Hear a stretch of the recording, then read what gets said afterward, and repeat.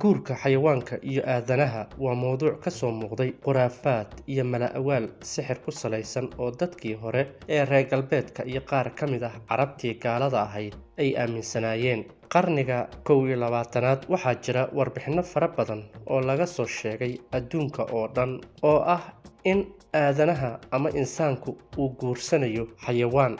Guurkan ayaa waxaa badanaa loo arkaa in la raacayo zoophilia oo ah cilmiga aaminsan in ay isguursan karaan aadanaha iyo xayawaanka, inkastoo aysan qasab ahayn inay isku xiran yihiin guurka xayawaanka iyo mabda'aasi zoophilia. Walow guurka xayawaanka iyo aadanaha aanan si gaar ah loogu xusin sharciyada qaramada caalamka iyo sidoo kaleete dhammaan qaanuunada kale ee caalamka u degsan, ayaa haddana waxaa iska cad ficilada ku lug leh falalka galmada ee xayawaanka inay sharci darro ka yihiin dalal badan oo caalamka ah, weliba loo arka xadgudub xoolaha loo geystay. Balse waxaa jira kuwo badan oo sidaasi oo kaleete qiil u raadinaya guurkan oo fasaxay.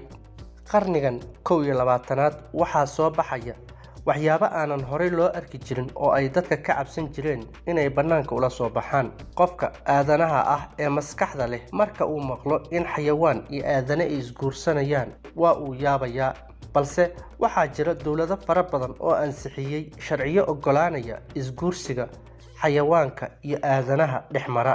Daawade, haddii aad sheekooyinka la yaabka caalamka xiisayso, fadlan like saar si aynu u tixgelinno rabitaankaaga. Mahadsanid. Dhaqanka guurka xayawaanka iyo aadanaha waxa uu ka soo muuqday dhowr sheeko oo khuraafaad iyo sheekooyin xiriir ah, waxaana badanaa loo fahmaa inay ka dhigan tahay guurka dadkii hore ee casrigii jaahiliyada ahaa ee aaminsanaayeen in uu xiriir ka dhexeeyo aadanaha iyo xayawaanka, ayagoo weliba rumaysnaa in xayawaanka sida fardaha orodka badan iyo xayawaanaadka kale ee ququrxan in ay abaalmarin u tahay guurka in la guursado, oo weliba ay ka mid noqdaan qoyska si aysan u dareemin fikir ah in ay bannaanka taagan yihiin. Sheekooyinkaas waxaa ka mid ah sheeko xariirada Shiinaha ee la magac baxday The Goddess of Silkworm. Taasi ayaana waxa ay ku saabsan tahay haweeney guursatay faras ayadoo ay lahayd oo ay aad u jeclayd. Sidoo kaleete rugcadaa Irish u dhashay ayaa ka sheekeeyey boqor rumaysnaa in faraska isaga uu xiriir la samayn kara markii dambena guursaday, taasi oo muujinaysa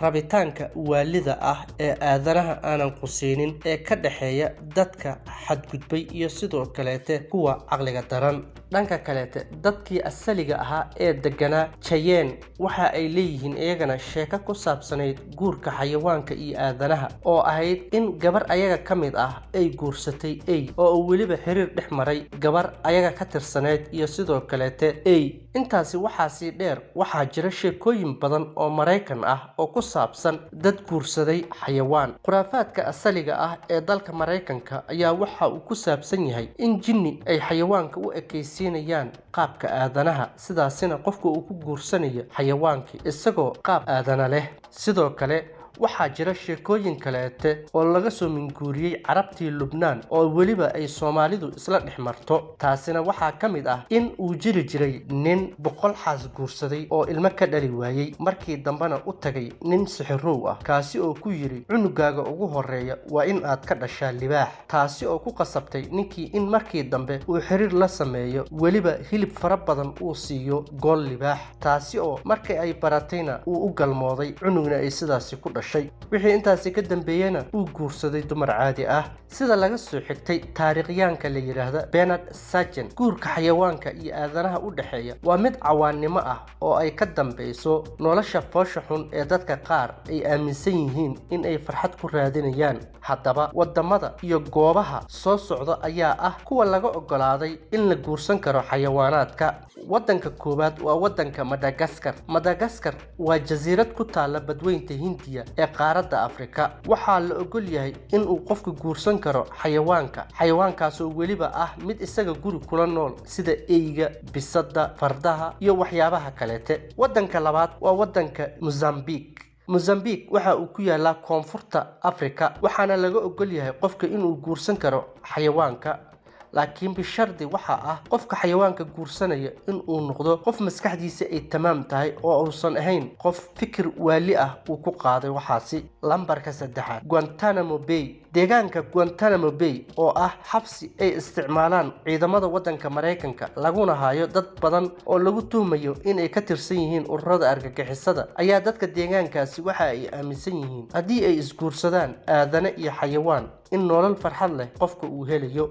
Waddanka 4 Argentina oo Latin America ku yaala waa waddan caan ku ah banooniga, sidoo kaleetana dadkiisana ay yihiin ganacsato fara badan oo caalamka oo dhan ku kala faafsan. waddankaasi waxaa sharci ka ah in qofka hadduu doono uu guursan karo xayawaan lana samayn karo xiriir. Waddanka 5 waa Chile ama Chile, saa u taqaana hadba. waxaa laga ogol yahay waddankaasi qofka inuu guursan karo xayawaanka isaga guriga u joogo, weliba ah midka isaga uu soo rabaayadeeyay gacantana uu ku hayay muddo.